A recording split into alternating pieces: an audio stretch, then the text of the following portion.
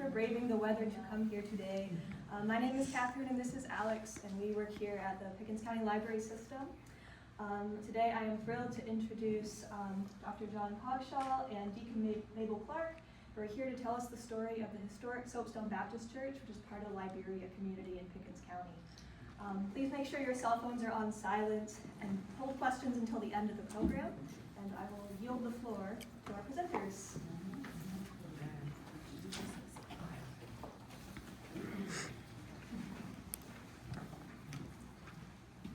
Good afternoon, everybody. Good afternoon. My name is Chet Trower, and I have the privilege of being the pastor of the Soapstone Baptist Church over in Pumpkin Town. And one of my tasks this afternoon is to do a formal introduction of the speakers. But first of all, let me thank the Pickens County Library for inviting us over to tell this important story. I'm reminded of a Latin term, sit lux, which roughly translated means let there be light. And I am so proud of the Pickens Library for helping us to share light on a very important historical situation over in Pumpkin Town. Today we have two very highly qualified speakers. First of all, we will hear from Dr. Mike Cogshaw, who is the professor of anthropology over at Hampton University. I don't have a formal biography on Dr. Cogshaw, but I can tell you from personal experience that he's a real smart guy.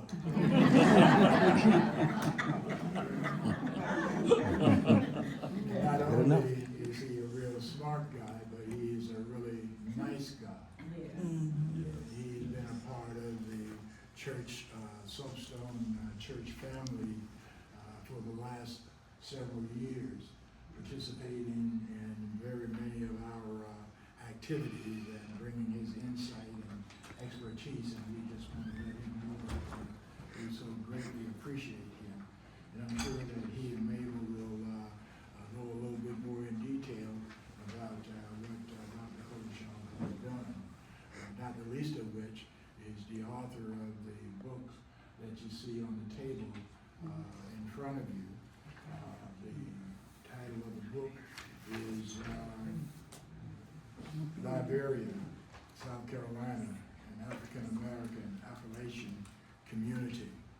And in it, it highlights a lot of the history of the Liberia area, and particularly the Soapstone Baptist Church. But I do have a formal biography and introduction for the other person on the roster, and that is Deacon Mabel Owens Clark. Now, I don't use the term deacon lightly because her Christian servant leadership is evident in all that she does. Deacon Clark is both a matriarch and historian for the Soapstone Baptist Church community. In case you didn't know, the dictionary defines a matriarch as a powerful, wise, nurturing woman who leads through love and wisdom and example, often serving as the strong, unifying center of a family or community, focusing on empowerment, tradition, and creating a sense of safety rather than control by fostering independence and supporting others' growth. And that's what the dictionary says. And I can attest to the fact that Deacon Clark is an exemplar of all that it has stated. She's a faithful historian, and that's important because in these days and times there are those among us who would deny, who would denigrate, and even erase our history. But Deacon Clark can tell you how it really was because she lived it. She was born and raised in Pumpkin Town on Liberia Road, where the Soapstone Baptist Church is still at the heart of that community. At the age of 17, Deacon Clark left Pumpkin Town for Bean Town. And those of you who know, Bean Town is Boston, Massachusetts. And she left Pumpkin Town for a better education. But after 23 years, she returned home to assist her aging parents and the church. There was a deathbed promise made to her mother to never let the doors of the Soapstone Church close, and that became Deacon Clark's life work. And she's spent virtually every day since then doing just that. She's a founding member of the Soapstone Preservation Endowment. The endowment was chartered in June of 22 as a public charity for the sole purpose of protecting and promoting the history and legacy of the Liberia community and its core attributes. That would be the church, the one-room school, the slave cemetery, and the Cherokee Soapstone mine. And I'm proud to announce that as of January the 1st of this year, the endowment stood at just over $1 million. And that was funded.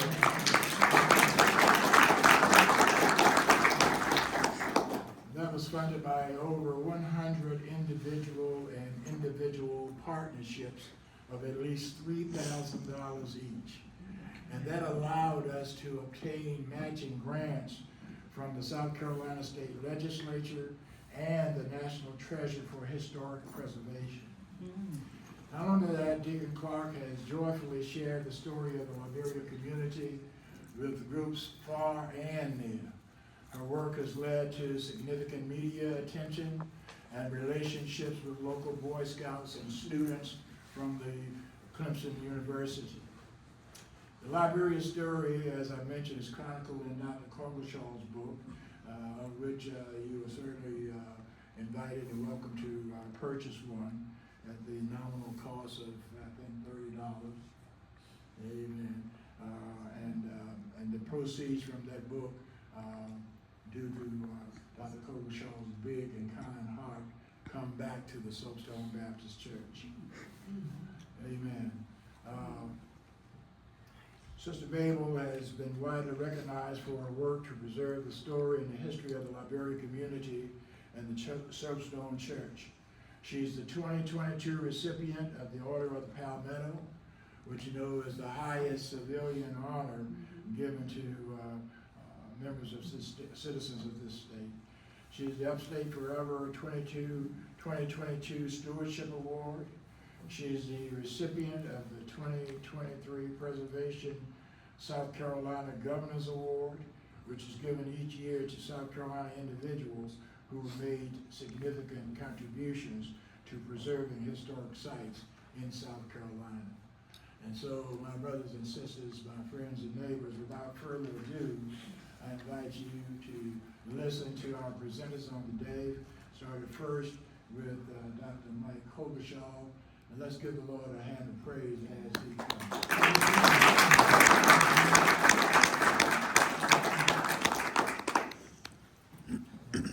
Thank you, Reverend. Thank you to the Pickens County Library for inviting both of us here today. And thank you all for showing up too. Mabel and I had given these talks before, and so we planned it for that. I'm going to kind of cover the background of the community, a little bit about the history of the writing of the book, and a little bit about some of the main ideas from the book. And then Mabel will tell some personal stories that illustrate some of the ideas from the book too. First of all, look at the cover of that book and think about what that picture tells you. I think probably the best way to do it. Let me see here if I can afford this.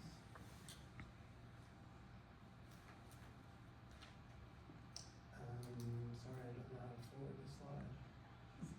What do you want to advance it? Somebody help. Yeah.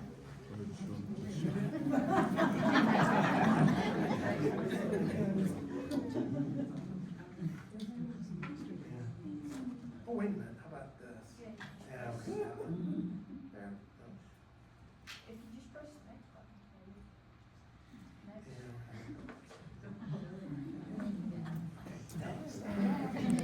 The only person I agree with.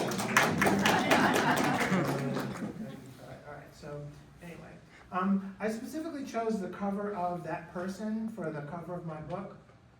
He's a man named Emerson Kemp. I'll tell you a little bit more about him. A Liberia resident from the late 1920s. Liberia, the community itself, was founded by former slaves on their own land. Keep that in mind. These are freed slaves who owned their own land in 1865. That was especially powerful. They are owning this this land in a what we typically think of as Anglo-American or European American kind of public space.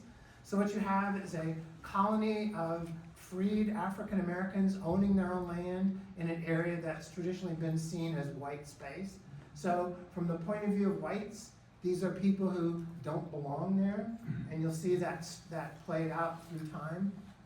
How and why the African American residents have to wrestle with the fact that a lot of white people didn't see them as actually being there legitimately.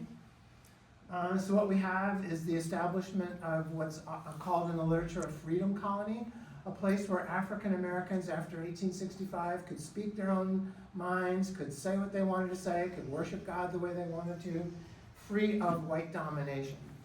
And so because they were in a safe enclave, free of white domination, white control, that made them a threat to overarching white domination. And so because they were a threat to white control, whites, as you'll see over and over again, tried to drive them out.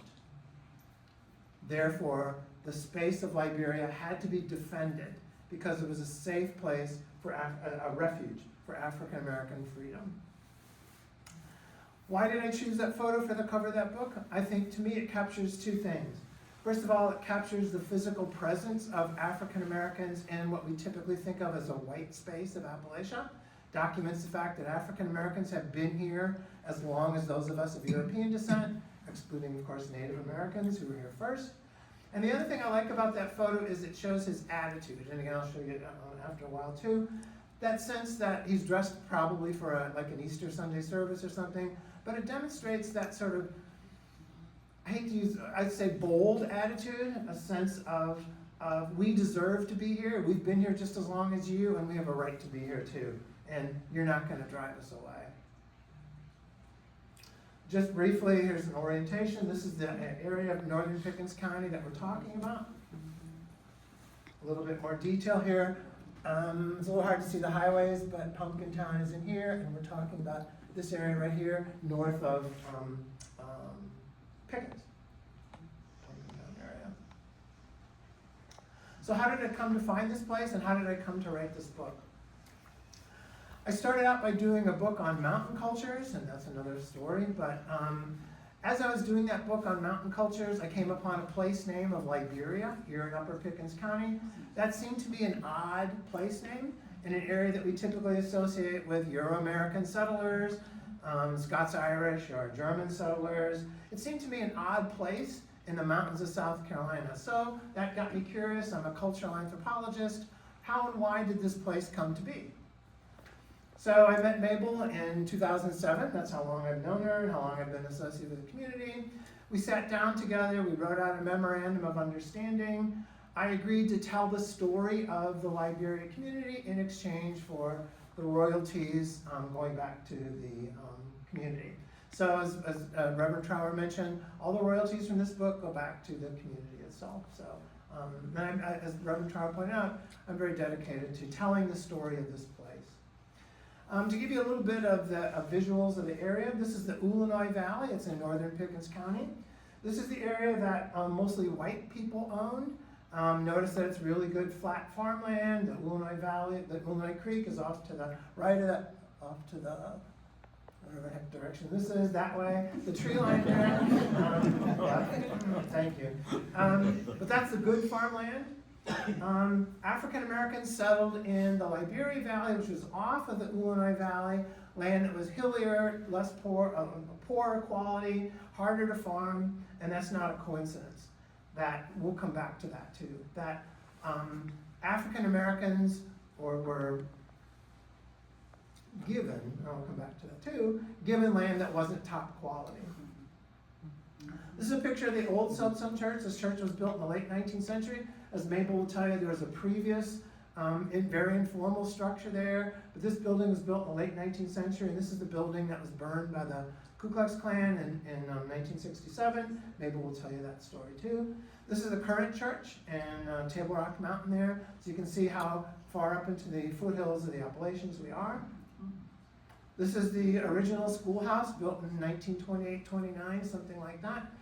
Prior to that, kids went to school in the church, which is pretty typical of the area, of small communities. But this is the African American schoolhouse that Mabel and all her relatives and the kids at Liberia went to, still sitting on the original site, so that's pretty cool. Slave Cemetery, where I've been able to trace 3 or 4 of the people through the census tracts, 3 or 4 of the people who are buried here. I'll show you or tell you a little bit about some of their stories. Keep in mind that, of course, prior to 1870 census, it's really hard to trace African Americans prior to that, because of course, as slaves, they had no last name. So it's really hard to trace people back, African Americans back prior to 1870. But have been able to find the stories of a few people. As I mentioned, I'm a cultural anthropologist, not a historian, but I do use some oral historical kind of techniques. My primary method of collecting information is to talk to people, to understand their points of view and to collect their points of view. So for this project, I've interviewed 17 African Americans, 10 European Americans for a total of 27 hours. I've also used a lot of secondary documents. As I said, I've used the census, so I've been able to trace not only white people, but of course African Americans in the area from 1870 on, and then prior to that, it's been relatively difficult to. I've used a lot of family histories. Pickens County Library has been really generous in letting me use their history room for a bunch of months. All of you probably have family stories. Those of us who use oral histories find those really valuable, especially anecdotes and stories of growing up and stuff like that. I found them very useful. I've also relied a lot on miscellaneous documents. One of the interesting documents that I've used, again through Pickens Library here, are newspapers. Prior to the 1970s, those of you guys who are old enough to remember, prior to the 1970s, newspapers were segregated, which meant there were white stories in white newspapers, white wedding announcements, white graduation announcements, and they didn't talk much about African Americans in white newspapers. So finding out information about African Americans in white newspapers is pretty difficult, but occasionally there were mentions of African Americans. One of the most prominent people that I read about was a woman named Aunt Katie. I'll introduce you to in a little bit more detail in a second. She was such a prominent person in the Liberian community that not only was her obit mentioned, it's rare for African Americans to have obituaries published in the Eastleigh Progress or the Pickens Sentinel. Those were white papers that talked about white people back up until the 1970s. But I did find not only her obituary, but also a biography of her. She was such a prominent person. Pickens Sentinel did a nice front page story of her in 1928. I also used some archives from museums and other kinds of collections. A couple of really interesting pieces that I've found. One was a will by a man named, I can't think of his first name. His last name was Hester, a white family up in northern Pickens County. And one of the things they mentioned in that will was the passing on of an enslaved woman named Cheney to Hester's son, James Hester I think it was, in the 1850s, and her 2-year-old son, Emerson. And again, no last names, they were just enslaved woman and her son passed on from one white male to the next white male. That also becomes interesting. The other thing I found was an 1865 labor contract. All over the South, in March of 1865, enslaved African Americans did most of the farm work. They planted the crops. Enslaved people did. October 1865, the Civil War is over, African Americans are freed, they're not going to work for free anymore. They're not slaves. So all over the South, white landowners faced a big problem. How do we harvest our crops? We don't have any money because the Civil War pretty much busted us.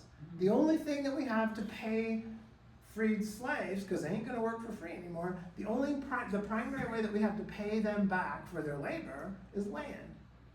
So we'll trade labor for land. So all over the South, freed African Americans were given that option of working in exchange for land. And so, again, enforced by the Northern armies, sort of making sure these were fair. All over the South, these labor contracts were written up in order to safeguard the rights of newly freed slaves in a still white-dominated Southern aristocracy.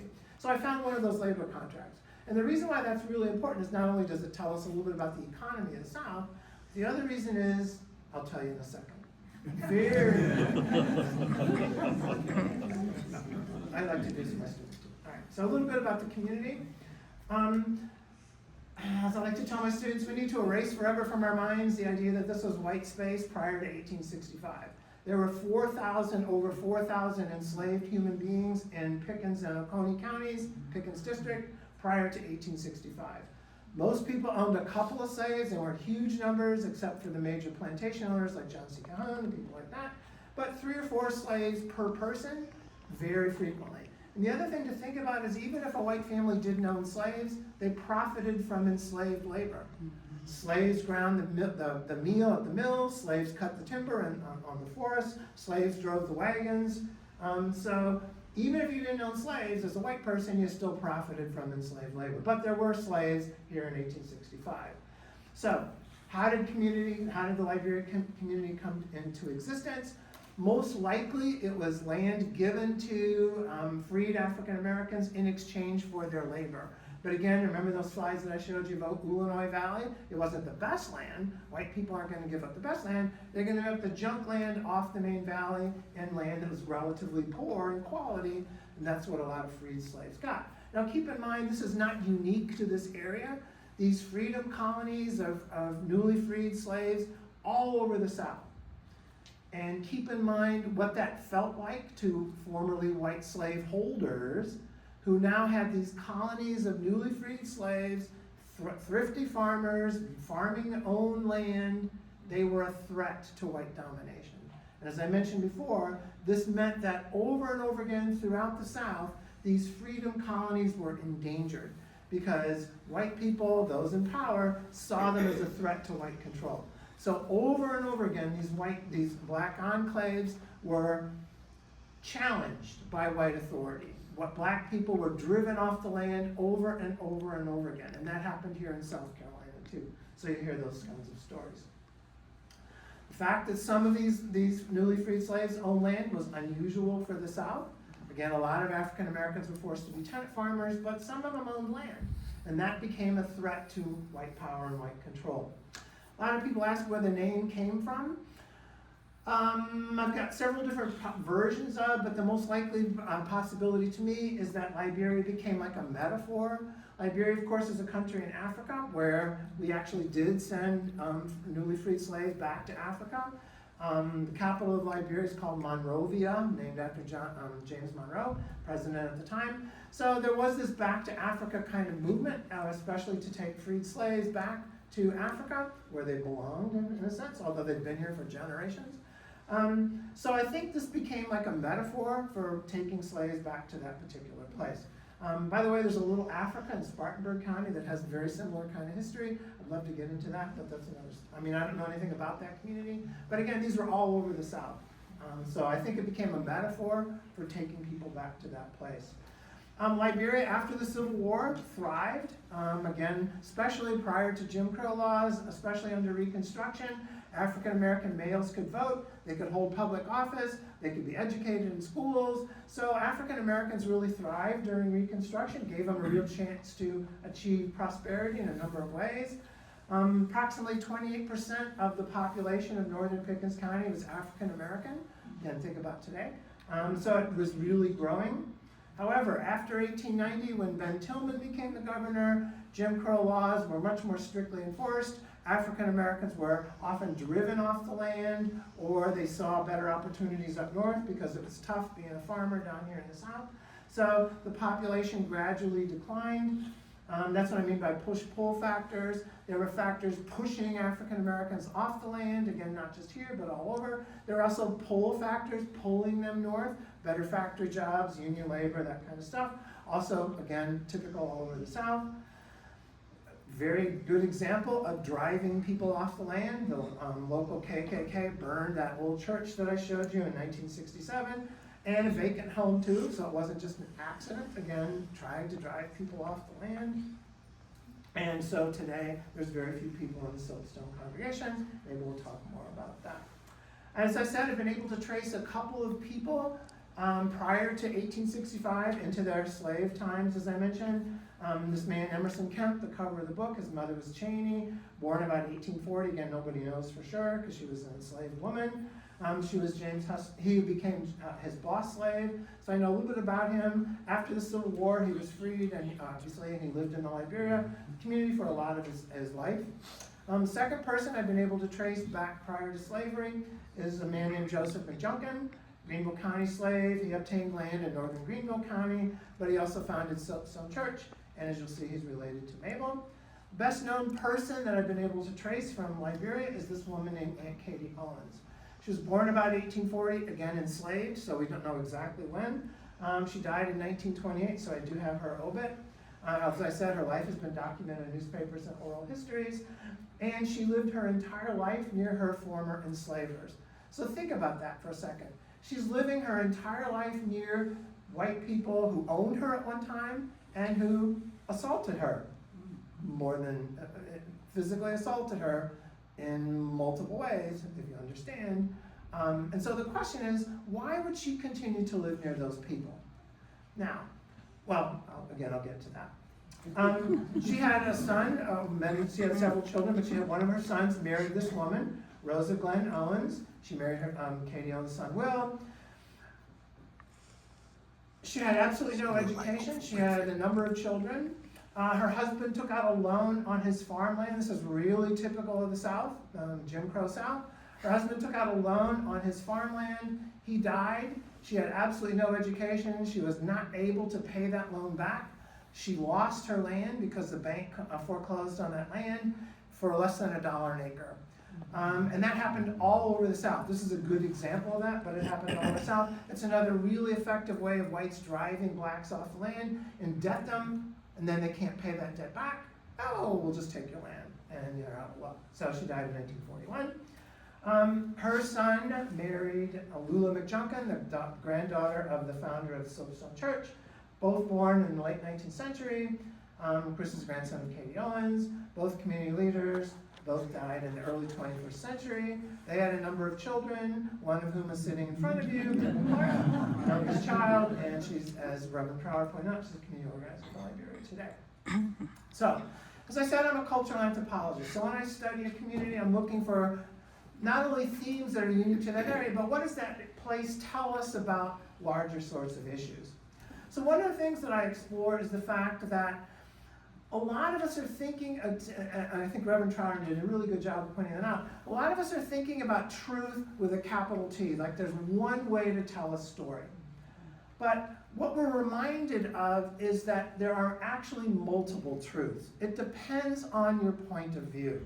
And so that's becoming a really important theme for me, to try to tell the story of Liberia from the point of view of the people who lived there, as opposed to the local white historians who had an alternate view of that community.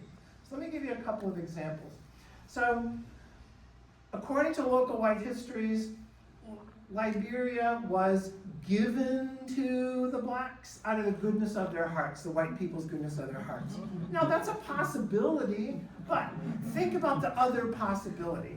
You got formerly enslaved human beings now refusing to work for free like they shouldn't. You have formerly enslaved people demanding equality, financial and economic equality.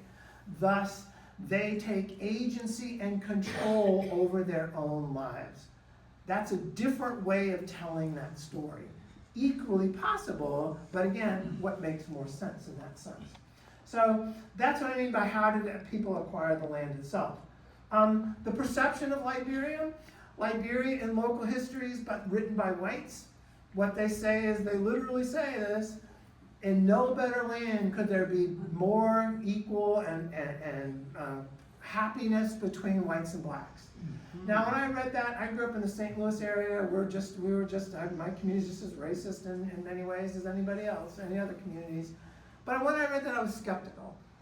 That's possible, but I doubt it. So let's look into it in more detail. So again, telling the story from an African-American perspective, as you hear Mabel say, all kinds of traumas that she faced all her life. Another good example of alternate realities is if you try to document the burning, so as I mentioned, that old building was burned in 1967. Now, think about what would happen today if an African-American building was burned by arsonists. It'd be front page news. Where is that story? Page 8 of the Greenville News, a tiny little paragraph, and you know what the headline of that paragraph was? Brush fires in area. Not even mentioning the fact, and by the second paragraph, there are only 2 paragraphs, oh, and a church was burned too. Page 8 out of 10 pages or whatever. So, and you ask people, a lot of people around here, they have no idea that even happened. So that's another way of altering reality, is you bury a story that you don't want to hear about someplace far away. So again, it doesn't make on the news. So again, how do we bring those stories to life? How do we tell the story of this community in a way that does justice to the voices of the human beings that live there? Another theme that I drawn is from Black feminist theory, the idea of a term called other mothers. As Reverend Trower pointed out, I think that his definition of matriarch matches exactly the same kind of thing.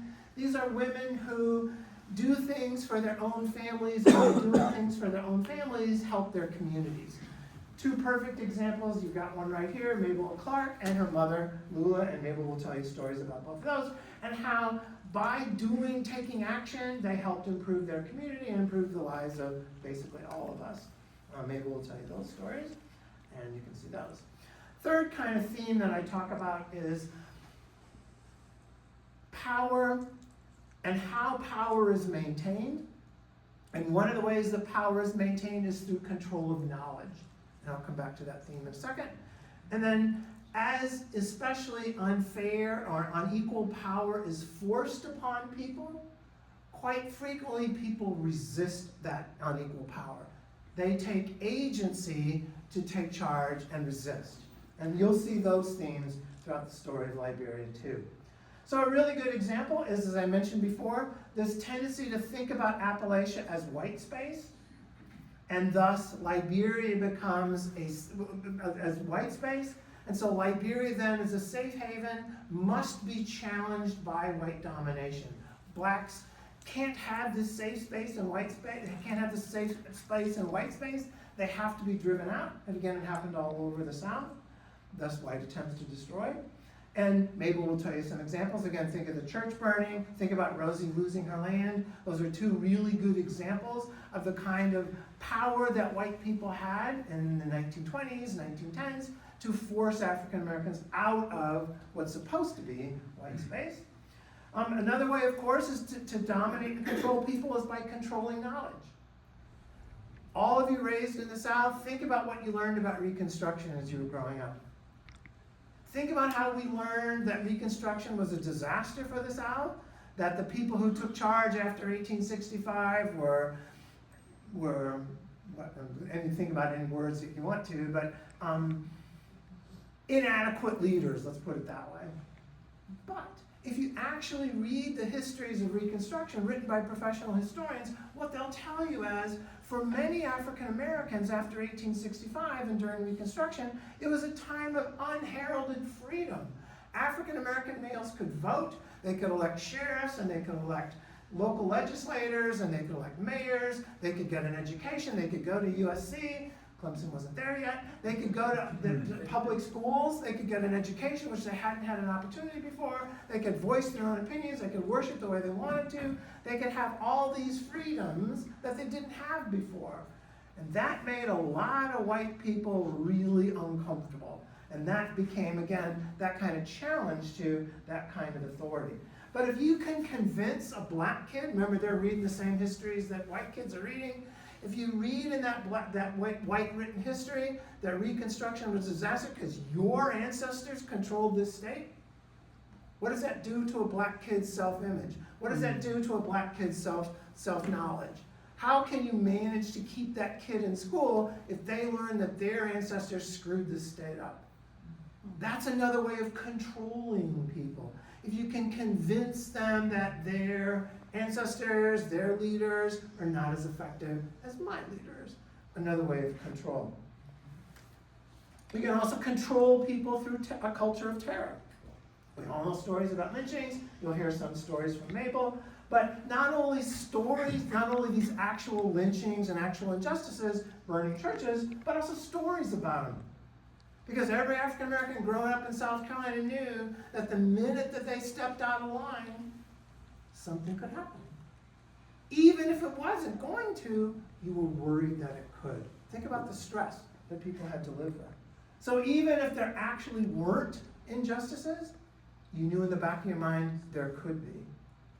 And stories about injustices, as I said. So given the fact that we have this white domination and white control, but we also have agency by African Americans, the ability to resist that kind of domination, the ability to speak up for yourself, to take charge of your life, and to resist that kind of control. You'll hear stories from Mabel about that kind of resistance too. Classic example, as I said I'd come back to, is why did Aunt Katie remain in Liberia surrounded by her former white oppressors? If you read the local white histories, it says Aunt Katie did that because she loved her white folks. Maybe she did, but they assaulted her, they owned her, they dominated her, they brutalized her for most of her young adult life. But think about it from her point of view. Maybe she continued to live in that area in order to safeguard her heritage. That was her land, her family's land, that's her family, that's her family's church. Why not stay there and protect that land for the rest of her life? Notice that that possibility gives her agency. It gives her the ability to resist that kind of domination and control. It puts her back in charge of her life. Then we have that 1865 labor contract. Remember I said I'd come back to that too. All over the South, these were standardized terms, standardized contract terms. But the contract that I read, it's in the Pickens Museum here in Pickens County, the contract that I saw it was handwritten by a lawyer probably, handwritten out. And so you can imagine this labor contract being read to formerly enslaved African American peoples in October 1865. These are the terms under which we agreed to have you help us harvest these crops. In the margin of that contract were 4 additional words, written in a different handwriting, in a different color ink, so they were added in. And when I saw those 4 words, it meant the world to me. Those 4 words were, and their own crops. Why is that important? Think about that. 1865, this contract is being read to these 2 formerly enslaved people who signed that contract with X's. They were illiterate, like most slaves were. So this contract is being read to them. And they had the gumption, they had the strength, they had the character to say, wait a minute. And remember, they're talking to their former enslavers 6 months earlier. They had the strength of character to say, wait a minute, I want added to that contract, I get to keep the crops that I harvest myself, that I plant and harvest myself, and my own crops. That tells me 2 things. One, it tells me that by that time they had the strength of character to resist that kind of white control. And the other thing that shows me is they had that as part of their characters even before 1865. That was part of who they were. And so all throughout the South, you can think about these moments of resistance where African Americans stood up, whether they were enslaved or freed, stood up to white domination and white control and said, I'm taking charge of my own life. Given the conditions under which you forced me to live, I'm taking charge of my own life to the best of my ability. And that was a very powerful message to me. So what lessons can we learn? First of all, if you think about it, resistance to unjust power is not unique to enslaved African Americans. It's not unique to African Americans living under Jim Crow. Resistance to unjust power is the ideal upon which our country was founded. That's what we take for granted. All of us are proud of the fact that resistance to power is part of our American heritage. Thus, to me, the story of Liberia is not only a part of South Carolina history, it's a part of US history. It's a part of all of our histories. Thus, to me, the story of Liberia is the story for a lesson for all of us. Thank you very much. I'll take questions after class. I'm sorry. I'll take questions after Mabel's talk again. Mabel will illustrate some of the themes. Let's say after class. So thank you very much for your attention. I hope you're taking notes. His class.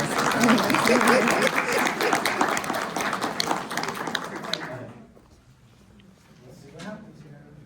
Do you want to move the Oh, we slides? do have those. Do you want to click next and move the slides through as people talks? Yeah. And the slides don't necessarily go with what she's saying, but you can just keep slowly, like count to 15 or 20 and do the next one and the next one. Okay? Thanks. Slideshow on the top. Up on the top right. Up on the top. Right. Right. To the right. To the right. Over to the right. Over. Near the light blue. Oh, I see. Oh. Well done. And you can just use the arrow. Oh, you want to do it? Sure.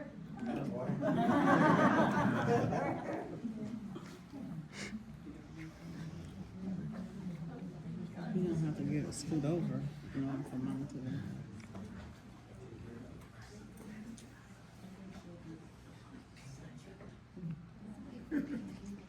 He's going to clip the slides for a minute, so you can just. Okay, I just need somewhere to,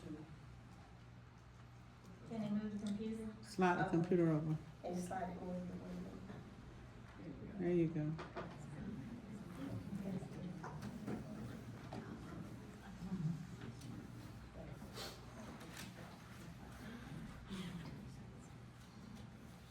Well, good afternoon. Good afternoon. My, what an amazing crowd that we have here on a rainy day.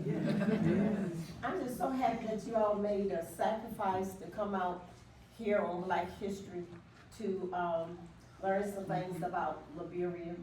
I'm just so grateful, so as Dr. Coach, and I want to thank my pastor, Reverend Travel, for the great introduction. I don't know where he got all that about I did this and did that. So anyway, I got to do a check on him, see where he gets this information. But thank you so much, Pastor. I'm grateful. And also Kathy Gilman, thank you so much for letting us come here and for us inviting us to share some of the Black history for Black History Month.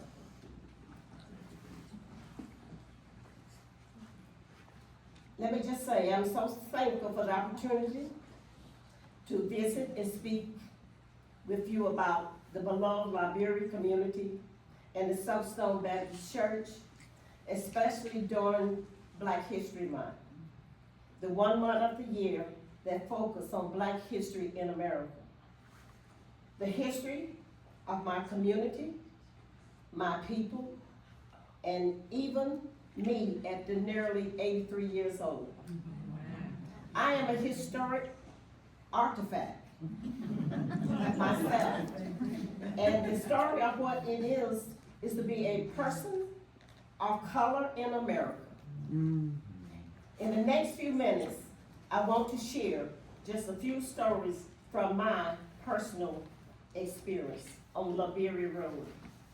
I had the opportunity to be born on Liberia Road. I grew up there. And I ran away at the age of 17. I didn't want to pick any more cotton.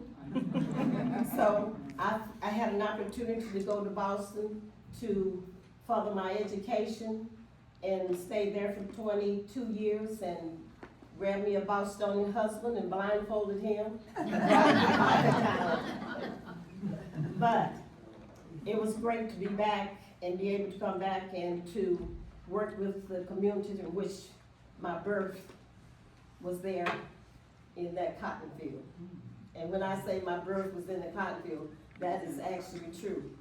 My mother made the story that my father did not get the buggy down there in time, and I was out. I think that's why I'm so busy now. I couldn't wait. Everybody called me a busy bee. So, anyway, I think my mother might have finally got over that. Let me just start to share some things here with you. The history of my community and my people on LaBerry Road.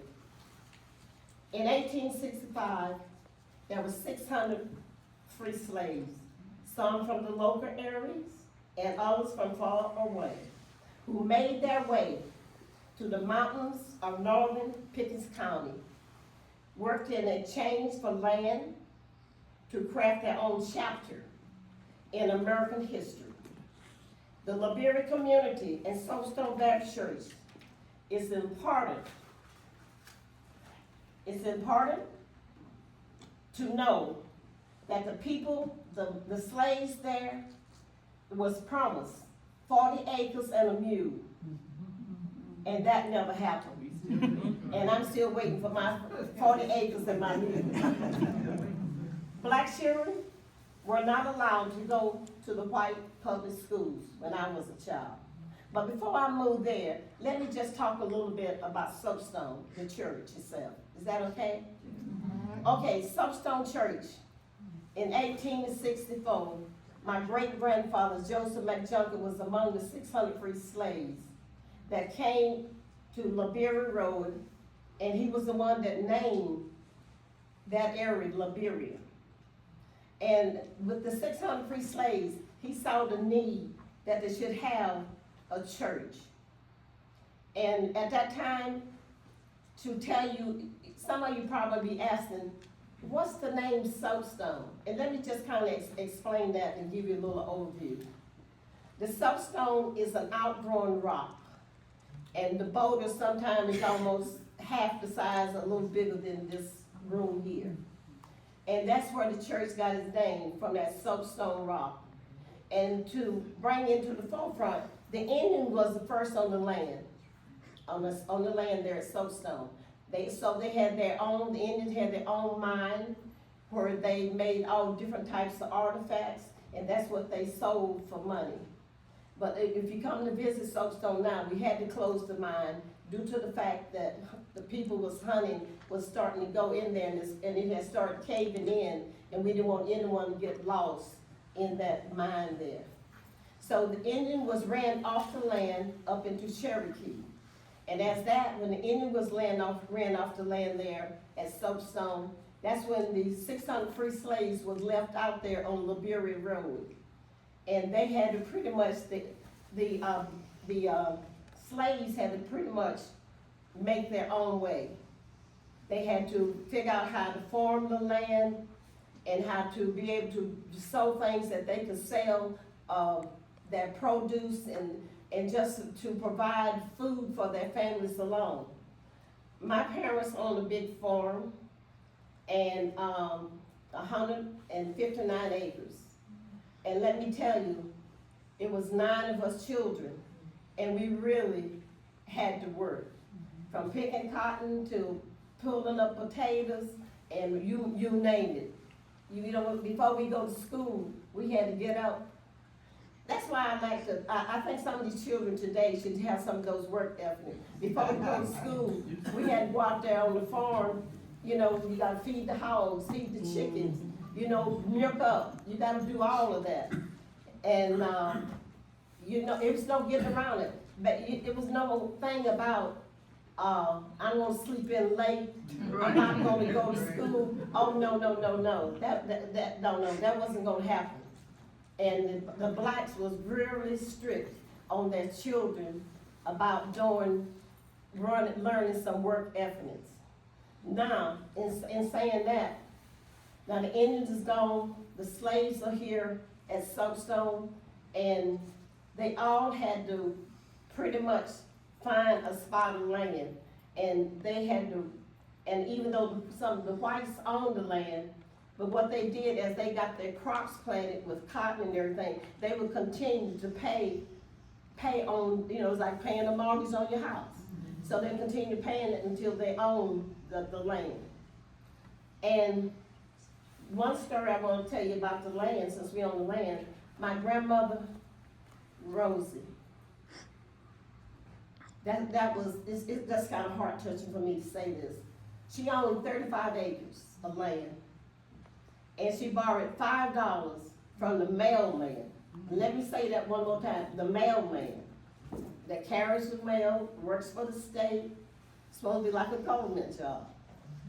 So she borrowed $5. She said, when I get my cotton planted, I will give you the $5 back. So when she got her cotton finished, she went and told him, had a $5 bill. She went to the mailman and said, here's my $5. I'm thank you for letting me have it, and I will pay back. He said, no, you keep the $5. The land belongs to me now. You no longer own 35 acres of land. So my grandmother had to move out of there and move in with us. So that just goes to show you, even though you work as a mailman, that doesn't say that honesty is gonna come and you're gonna do the right thing. Right. So can you just imagine today, 35 acres for $5? So, to move on, with the land there, while I'm on the land, I'll just stay there. On the land with our farm that we had, that my parents had there, on one Sunday afternoon, they were known for taking land from the blacks. So, we had been to Soapstone Church this Sunday, and my father said, well, my sister's not here today, and I'm gonna go to Memoral and check and see what happened, because she never missed church. So you just walk the children on home, leave me a plate of food on the table, and I'll grab it when I get back. So we all leave church, like I say, our farm joined the church farm. So we went home, had our dinner, and with the 9 of us, we didn't have any toys. The only thing we had was some marbles, horseshoes, and one bike for 9 children, and we all had to take turns on the weekend riding. So that was always a little confusion going on there, because everybody wanted to ride the bike. So we sitting out on the porch. My father hadn't made it home.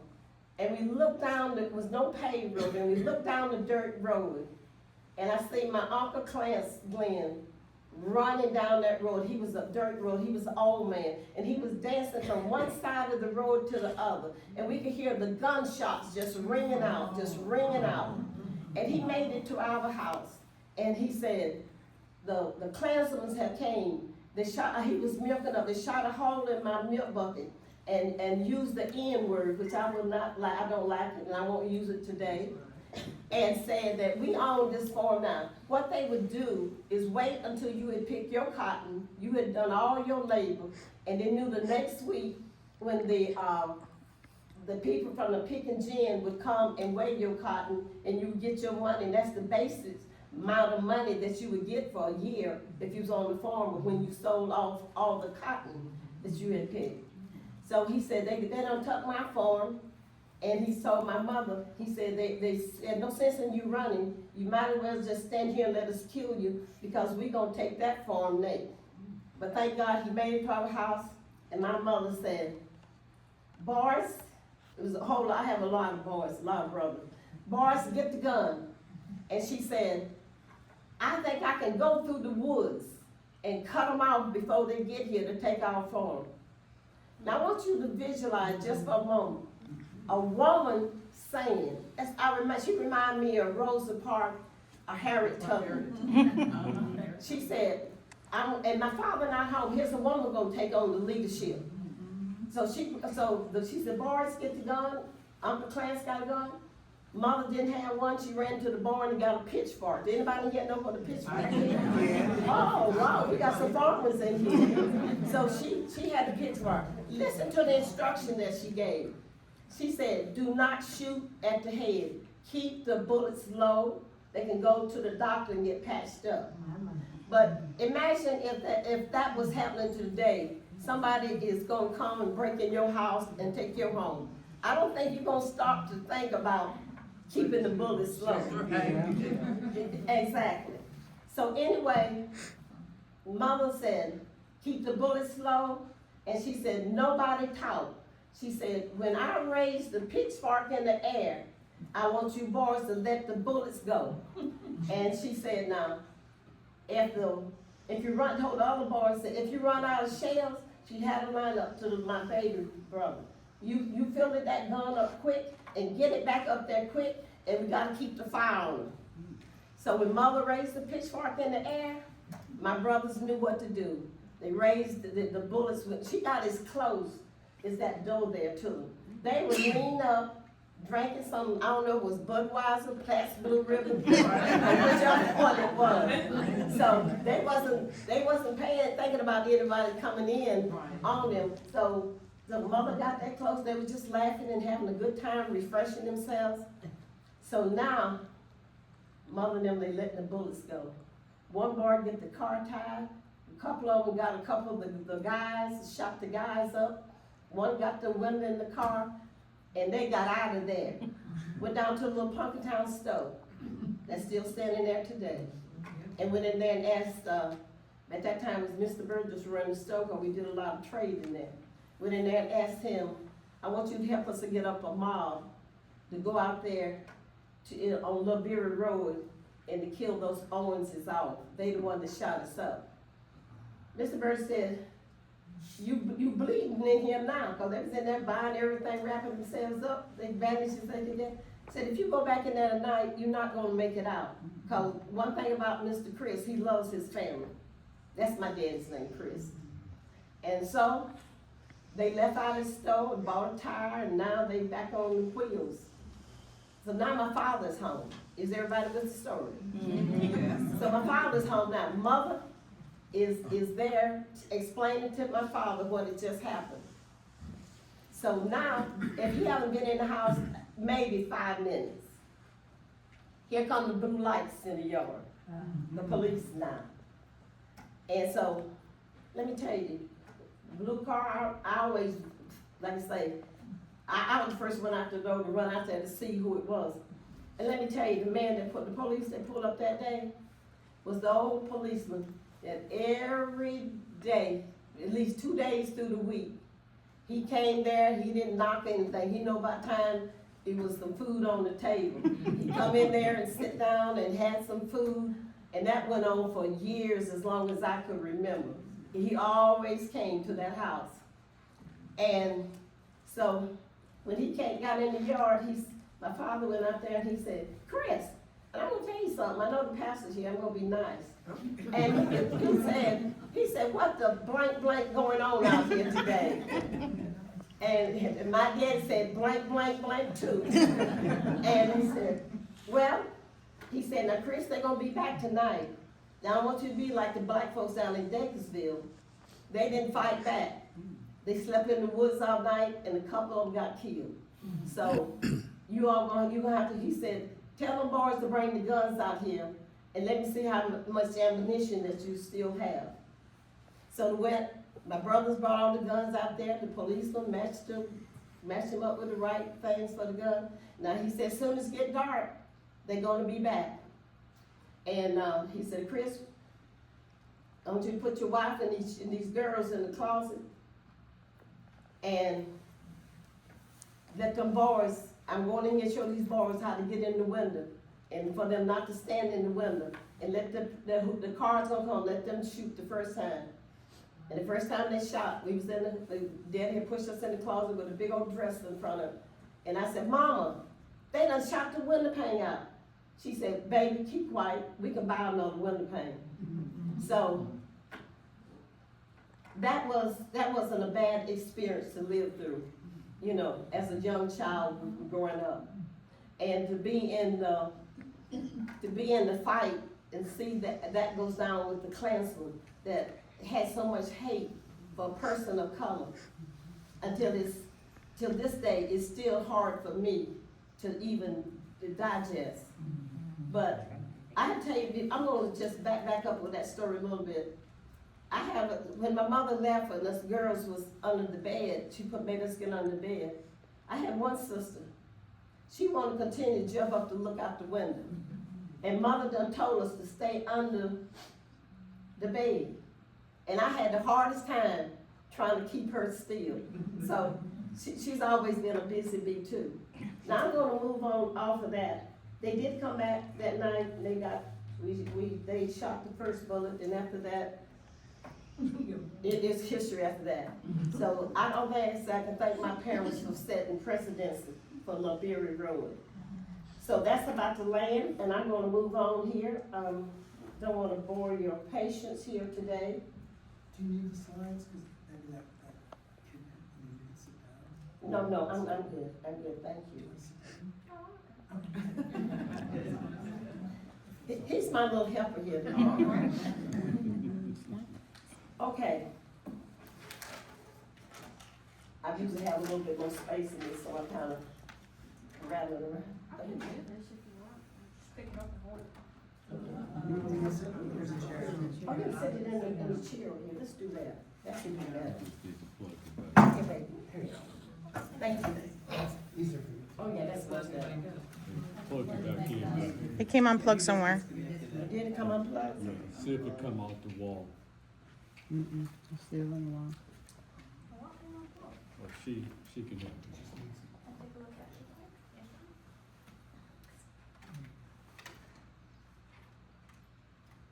it. Okay, I want to talk to you while they doing that about the school. I went to the one-room school, you probably saw on the screen earlier. I went to that one-room school, and There you go.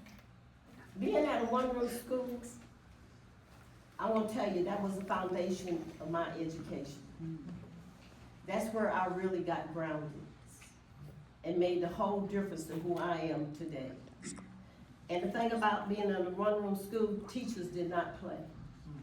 Because if you didn't get your lesson or do what you needed to do, when school was out, she would get in there a little car, Nope, and she would you're drive fine. to each parent's Mm. house There it is. and telling each parents about you showed out in class, or you didn't do your homework, or whatever.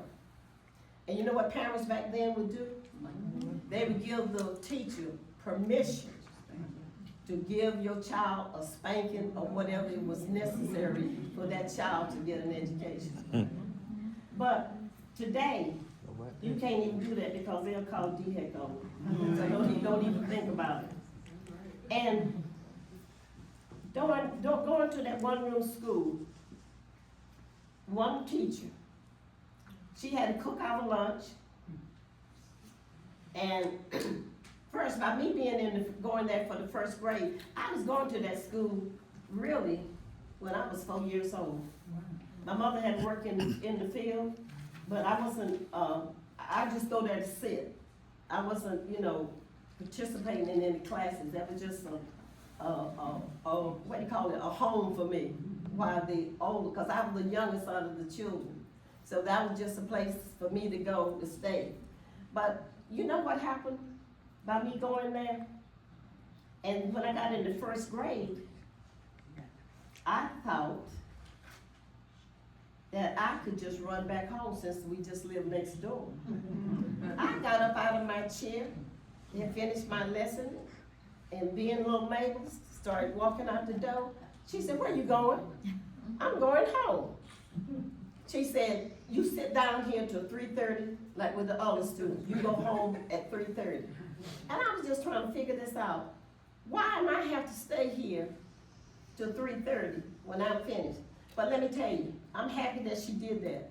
The advantage that had happened there, by the time I got to the second grade, I done sit there through, I knew what was going on. The third grade, the fourth grade, and I was way ahead because you know what, you sitting there, I was just taking it in, making notes, taking it in. So it was a great advantage for me. But at that one-room school, we'd go out for recess, and recess we didn't have anything to play with, except like I said earlier, some horseshoes and marble, and one of the students figured out that how to do dooley bug, come out of the hole. And I know most of them don't know nothing about it, but they be in some sand underneath the schoolhouse, and we would go there and we would play. We just did anything for entertainment until the teacher was in there cooking our lunch, and then we'd go back into class. But in saying all this, I want to share something really, really that just soothes my heart.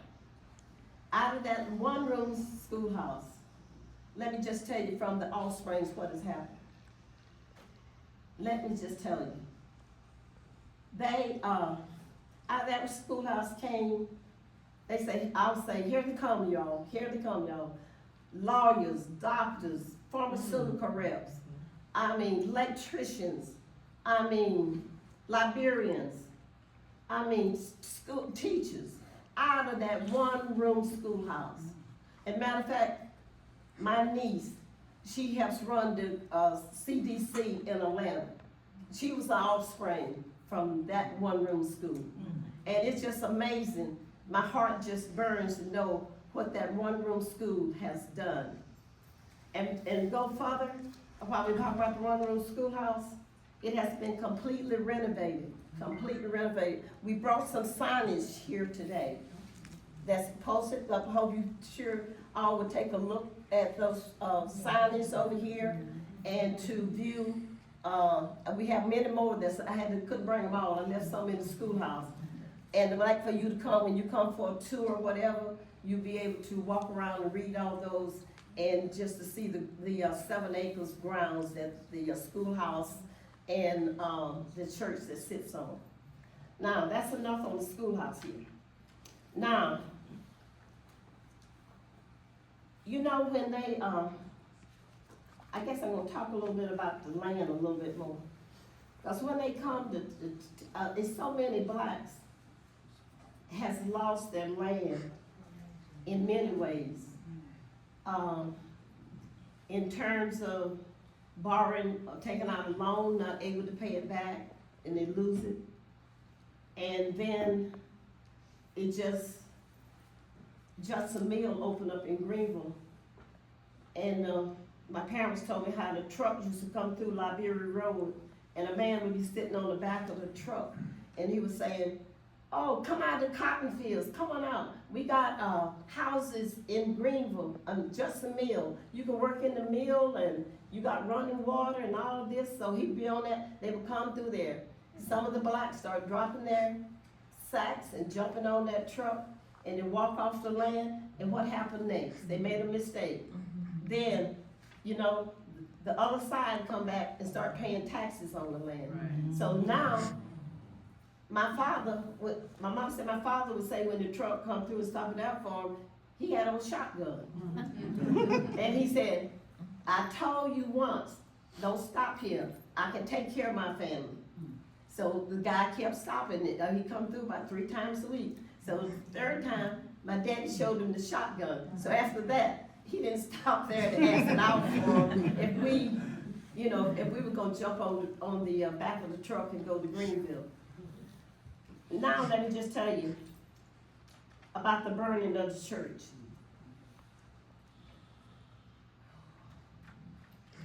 This is a hard one too. Soapstone Church was founded in 1864. 1864. And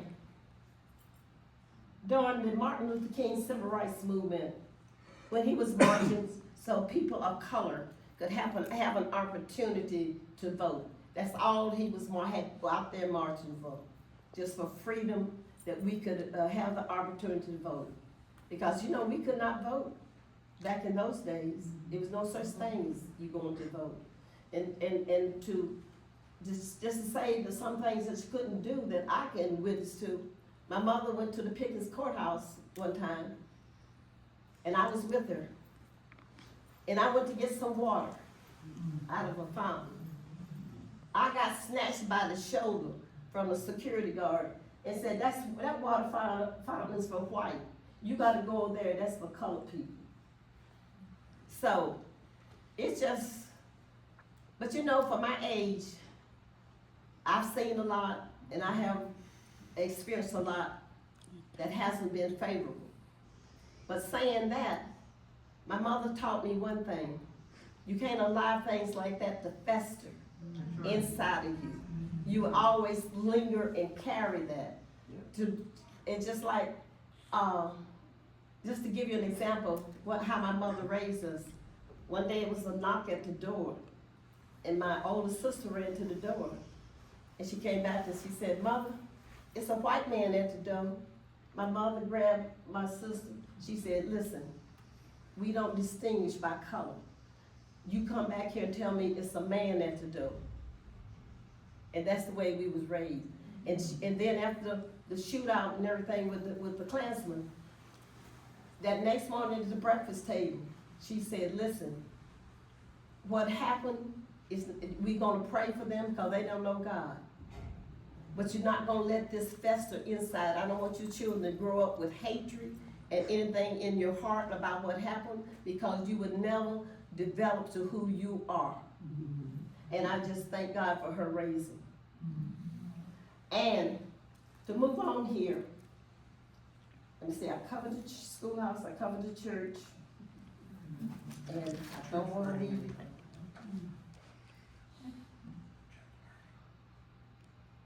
Okay, I noticed one thing. I'm gonna talk about something a little bit more modern here today. I want to tell you about what's going to happen and going on at Soapstone now. Oh, this is a real colorful picture I'm getting ready to paint now.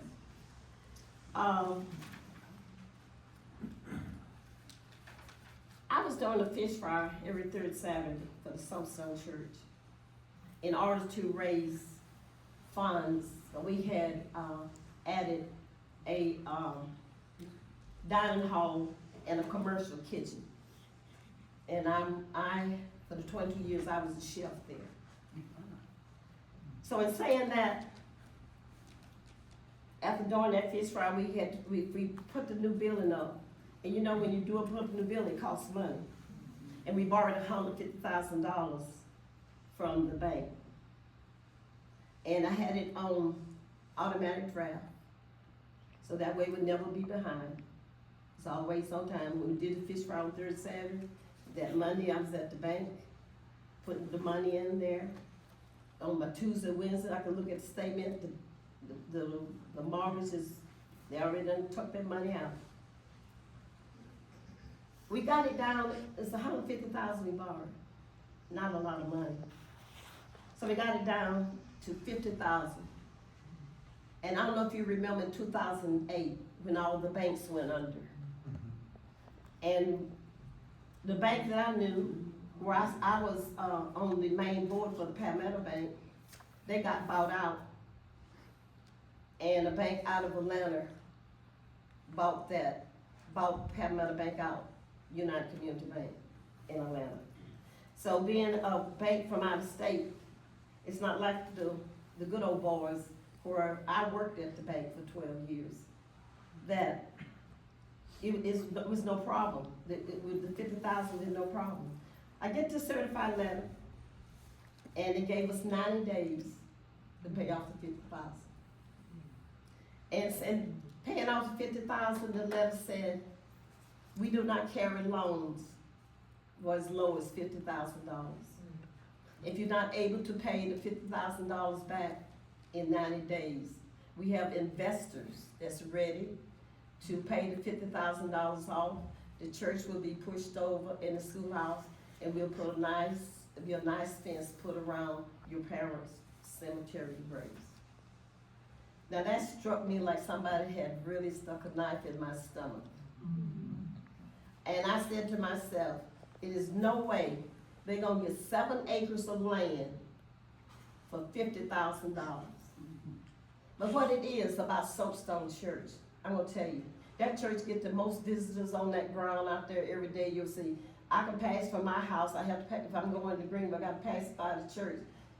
And I was with my nephew yesterday. He said to me, you know, he's from Boston. He said to me, neighbor, I keep going past you. Why is there always 2 or 3, 4 cars here and people out on that soapstone rock and everything?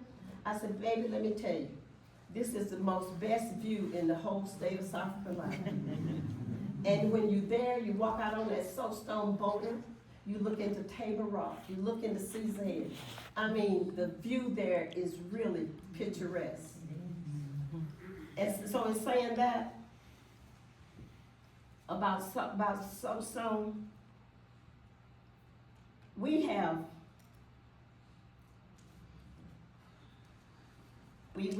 the $50,000 off less than 90 days, paid it off, I believe, in about, it didn't even get to 60 days, Pastor.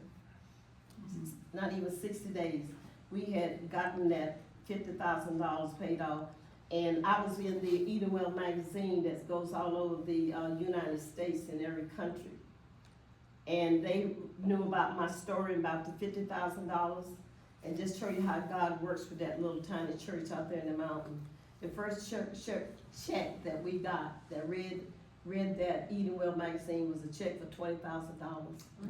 And the lady called me about 1:30 in the night before she said, "Maybe I just read the Edenwell magazine," and at 1:30 at night when your phone rang, you automatically think, "Oh God, something wrong with the family." But when I picked the phone up and said hello, I could tell the dialect was a local person. This was somebody across the water. So she gave her the address and everything, and sure enough, in 2 weeks, the check for $20,000 was in my mailbox. Maybe another week, I got a call from Belgium. Guy had read the story in that same magazine and sent a check for $5,000. And it just kept, with the GoFundMe and all we did, we was able to pay it, and we still got the church, and the church is clear of all debts. Amen.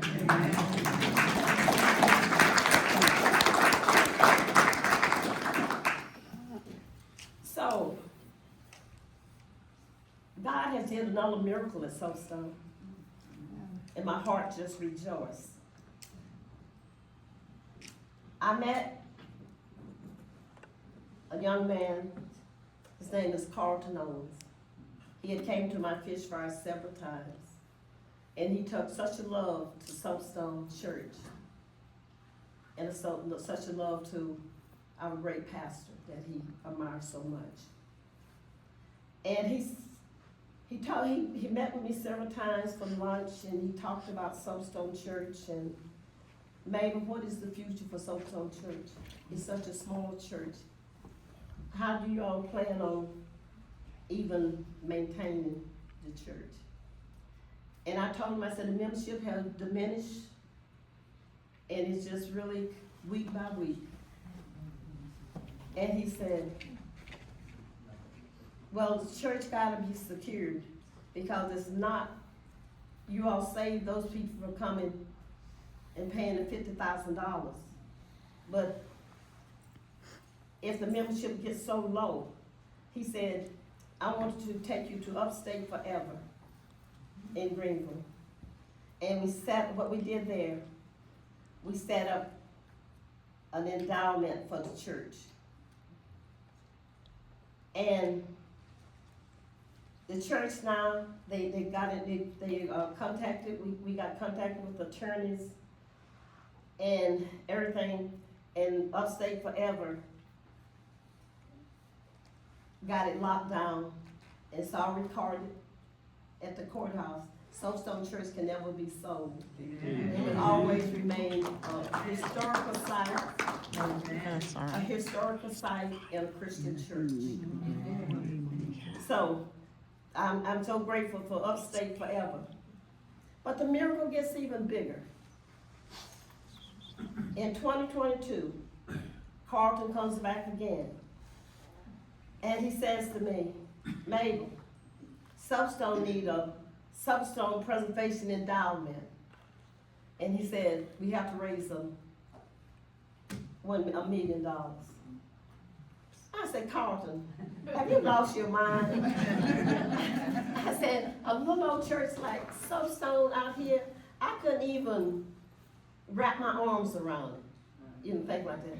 So when Carlton come to talk to you, first he'll come and talk to you, and then he goes into his little briefcase, and he said, this is how we gotta set up a board, and each board member gotta pay $3,000. Then we're gonna go to all our friends and everything, and people that we know, and we're gonna raise this money. maybe. I said, okay, if you say so. I said, I don't see it, I'll be honest with you. I said, Carlton, I don't see you raising that kind of money. So, we got the board set up, and we went to work. And we spoke, the proposal was that we would wait, we would do it in 5 years, to raise $1 million in 5 years. We raised $1 million in 3 years. Amen.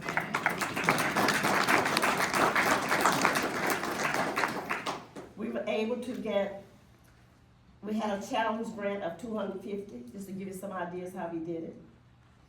And we had to, Soapstone had to be able to meet that grant of $250,000 for the State House to give us that money. And we made that. That was a part of getting us closer and closer to that $1 million. And we was able to meet that. And on October 2025, we reached the top of the financial mountain. And now the $1 million under management, and we provide annual earnings to help protect the site and the story. Now, I'm gonna clear up something here tonight. So many people have called me and said, Mabel, what you gonna do with $1 million? The pastor get a raise? I said, let me just stop here, for a minute. I said, this Soapstone Preservation Endowment is for the future growth of the church. It's not to pay the pastor, not to pay our light bill, not to pay the insurance, the janitors, anything. Because I'll be 84 in about 3 more months.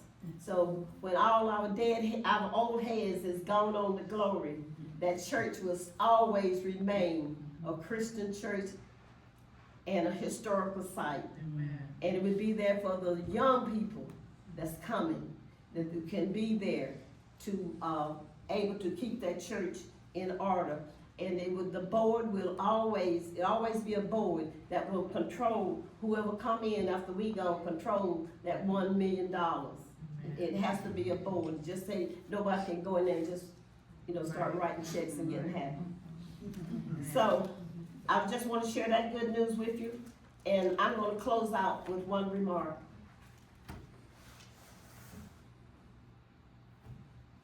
My mother, Lula Mae Owens, she lived to be 104, and my daddy made 107.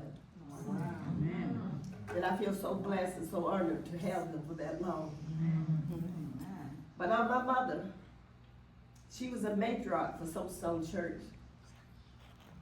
My mother, they sold vegetables when the church was burned down. They sold vegetables. They met there that Sunday and looked at the ashes. And the pastor said, not this pastor. He wasn't even born yet. So the pastor said, well, everybody just find a church of your choice. We have $38 in the treasure. And there's no way that we can build a church back. And my mother jumped up and she said, my grandfather was the founder of this church. And this church will be built back. He said, well, Sister Owens, how are you going to build a church back with $38? She said, I'm not worried about $38. She said, we got a big old farm down there, 159-acre farm. We grow everything. And me and my husband, we're going to load that little white truck up. We're going to go peddling. If you don't know what peddling is, selling the vegetables, the chicken, the eggs, the milk, and the whole 9 yards. So they would load that truck up on a Friday and go peddling all day Saturday, get back about 7 o'clock. And the pastor said, well, if you can do that, I know how to lay cinder blocks. It was Reverend Williams at that time. I know how to lay cinder blocks. I'll lay the cinder blocks. She said, well, you be here on Tuesday. You be here every Tuesday. Because he said, I'll get my husband to drive me to the place to get the cinder blocks, and you be here every Tuesday. Now listen, the church was burned in 1967. My mother, they sold enough vegetables 1968, January of 1968, 1 year, the doors that was that church that stand there now, the doors was open in 1 year. So that goes to show you, you can do if you get your mind set right. It's not a such word as I can't do, but you just gotta have the ingenuity, that drive that God's give you to go forward, to keep pressing your way. And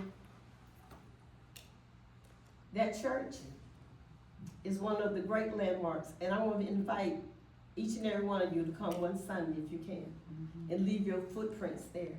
We have service there at 11 o'clock every Sunday. You come at 11 o'clock, 12:15, this little pastor sitting right here, we'll have you going back out the door. And he's a graduate from Johnson C. Smith College, and he does bring the word. He does bring the word. Now, my closing remarks to you, I want to thank you for coming. Thank you for your time. And I saved this little something for last. On my mother's dying bed, she called me to her side, and she says, Mabel, I asked her first, Mother, what you want for breakfast? She said, I don't want no breakfast. I said, Mother, you always tell me what you want. She said, no, honey, I'm getting ready to go home to sleep in Jesus' arms. She said, out of 9 children, you the one that will keep Sunstone Church going. And whatever you do, you find some means to keep the doors of that church open. Don't let the doors at Sunstone Church close. And then she said, I want you to carry out the legacy of your great-grandfather that started that church, and carry out the legacy, what me and Dad has done to keep that church going. And saying that, that's why I do the work that I do for Sunstone Church.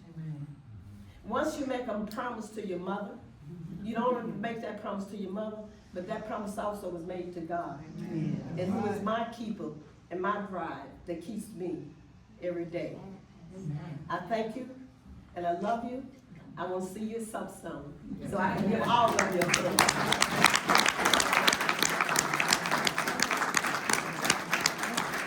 Just leave it on the last one. What are you doing? Oh, goodness. He was having fun. He did a good job. Well, are there any questions?